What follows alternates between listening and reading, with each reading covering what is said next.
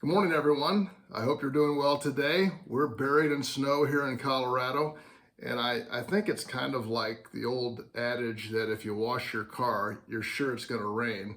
And I just pulled out my shorts and put them on the shelf, getting ready for warmer weather. And what do you know? We've got lots of snow, probably 2 feet out there, but we're inside warm. I decided to keep this inside this week. It's the 15th of March.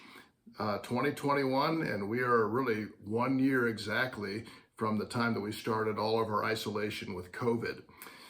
The verse of the week that we have this week, and we call it This Week in the Word, is found in Luke chapter 1 and verse 37. And it's just one of those anchor verses that I have gone back to time and time again. And it says this: "For nothing will be impossible with God." For nothing will be impossible with God. And this is in context of the very first chapter of Luke and talking about the angel of the Lord coming in, informing Mary that she is going to conceive, have a son, and this son will be the Messiah. And she comes back with the question, how can this be, since I have not known a man, I'm not married, I've had no sexual relations? This will be an absolute miracle. And of course, so much of what God calls us to obey and he calls us to follow and to believe is impossible. Some things maybe not. Some things you just think it's unlikely, it's improbable, it's probably not going to happen. But I think in our view, so much of what God calls us to do is impossible. And he wants us to know what he says. He wants us to believe what he says.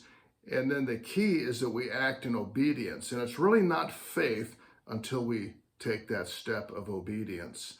And he called Mary, like he does for all of us, to walk in those steps of obedience.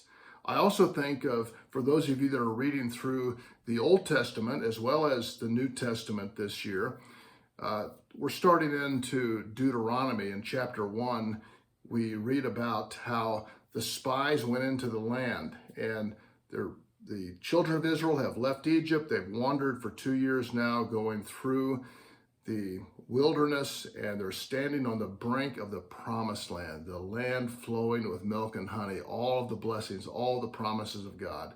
And God says, go in and possess it. And so when they go in, they find out it is exactly as God said, a land flowing with milk and honey. It's beyond what they could ever have believed. However, there are giants in the land. There are enemies in the land. And it struck fear in their hearts. And the giants were larger in their minds than God. And so they turned around and went back, except for 2 of the 12 spies who believed, let's go take the land. And so 38 years they're wandering in the wilderness after that. And they finally come back again. And God says, again, there's still giants in the land. And step by step, they were to obey. And it's really the nature of how this works, faith. God gives you knowledge in his word. He calls you to obedience through that knowledge. And when you obey, when you step out, God blesses your life. It's true that way all of the time. I remember reading Oswald Chambers one time. He said, so often we look at our circumstances and we calculate without God in mind, without God in view. In other words, we look at the problem, we look at our resources, and God's not even in the picture. And that's why we fear. And so know this, that every time you read the word, God gives you knowledge. He is also going to be calling you to obedience. And my prayer is this, is that we learn to walk every day by reading what he says and obeying him. So what is it that God is challenging you with? What knowledge has he given to you today? What is he calling you to obey?